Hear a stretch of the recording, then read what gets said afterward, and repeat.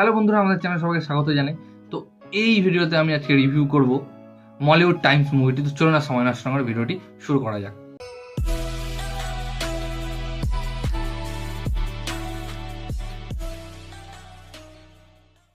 তো এই সিনেমাটা রিভিউ করার আগে আমি সবাইকে বলে দিই যে এই যে সিনেমাটা একটা বিশাল বড় লেন্থের সিনেমা, 2 ঘন্টা 45 মিনিট, প্রায় 3.5 ঘন্টার সিনেমা, এবং সবার জন্য নয়।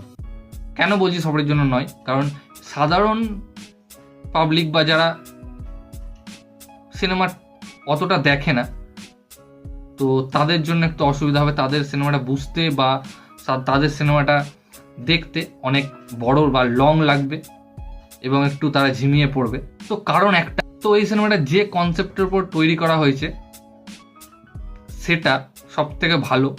যারা নতুন ফিল্ম মেকার বা যারা প্রচুর সিনেমা দেখতে ভালোবাসে বা সিনেমা তৈরি করতে চায়, বা যারা এখন রাইটার বা ডাইরেক্টর, তারা ভালো রিলেট করতে পারবে এই সিনেমাটার সঙ্গে। কেন বলছি সেটা এই সিনেমাটা দেখলেই তারা বুঝতে পারবে।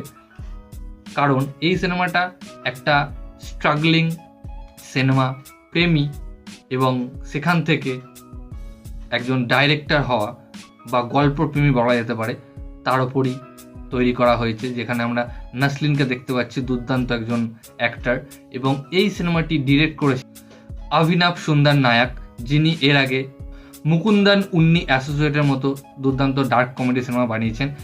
তো এই সিনেমাটা কেমন হলো? সিনেমাটা বেশ ভালো একটা সিনেমা। লেন্থ হওয়া সত্ত্বেও যারা বুঝতে পারবে, যারা রিলেট করতে পারবে সিনেমাটার সঙ্গে, তাদের ভালো লাগবে। এবং এই যে সিনেমাটা, যে একজন ডাইরেক্টর হতে গেলে বা ফিল্ম ইন্ডাস্ট্রিতে যেতে হলে বা একটা রাইটার হতে হলে আপনাকে কতটা স্ট্রাগল করতে হবে, এই যে গোটা ইন্ডাস্ট্রির ভিতর কি হতে পারে, আপনার সিনেমা হয়তো নামিয়ে দেওয়া হতে পারে, বা আপনি যেহেতু একটা বড় ফ্যামিলি থেকে বিলং করেন না, একজন সাধারণ ফ্যামিলি থেকে বিলং করেন, তো আপনার কতটা কষ্ট হতে পারে একজন ডাইরেক্টর হতে হলে। তো ফিল্ম ইন্ডাস্ট্রিতে কেমন পলিটিক্স চলে সেটা এই সিনেমাটা দেখলে আপনি বুঝতে পারবেন। বেশ ভালো কনসেপ্টের ওপর সিনেমাটা বানানো হয়েছে, এবং এখানে যে ধরনের অ্যাক্টর বা অ্যাক্ট্রেস, যাই হোক, গোটা কাস্ট যে রয়েছে তাদের বেশ অ্যাক্টিং ভালো রয়েছে। এবং এখানকার যে নায়ক রয়েছে, সিনেমার যে নায়ক রয়েছে নাসলিন, তিনিও এই ক্যারেক্টারটিকে বেশ ভালো করে ফুটিয়ে তুলেছেন দর্শকদের কাছে, এবং আমারও বেশ ভালো লেগেছে।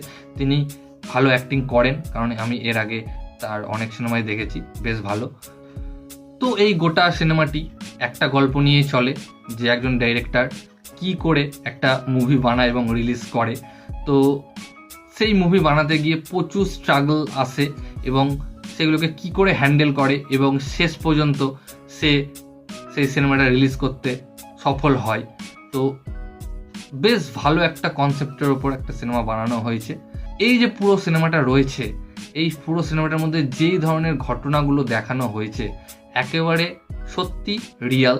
আমি এর আগেও বললাম যে ডাইরেক্টর যারা রয়েছে এখন, যেসব সিনেমা ডাইরেক্ট করেন, তো তারা দারুণ রিলেট করতে পারবে। এক কথায় বলা যেতে পারে তাদেরই একটা বায়োগ্রাফি টাইপের বানানো হয়েছে।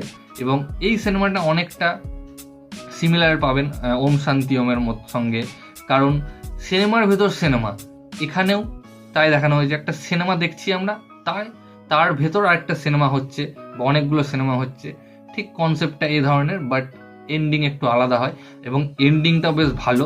এন্ডিংটা আপনি দেখে একটু অবাক হবেন, আমিও বেশ অবাক হয়েছিলাম। যদি মাঝখানে ঝিমিয়েও পড়েন, তো এন্ডিংটা দেখে বেশ ভালো লাগবে। তো আমার তো বেশ ভালোই লেগেছে, সিনেমাটা আমি এনজয় করেছি। এই সিনেমাটি আপনি হিন্দিতে জিও হটস্টারে পেয়ে যাবেন। তো দেখুন এই ভিডিওটা তাড়াতাড়ি গাইজ। ভিডিওটি ভালো লাগলে অবশ্যই ভিডিওটাকে লাইক, কমেন্ট, শেয়ার, আমার চ্যানেলটিকে সাবস্ক্রাইব করুন। আমাকে ইনস্টাগ্রামে ফলো করতে পারেন, লিঙ্ক আমি ডিসক্রিপশনে দিয়ে দেবো। ভিডিওটা দেখার জন্য থ্যাংক ইউ, ধন্যবাদ।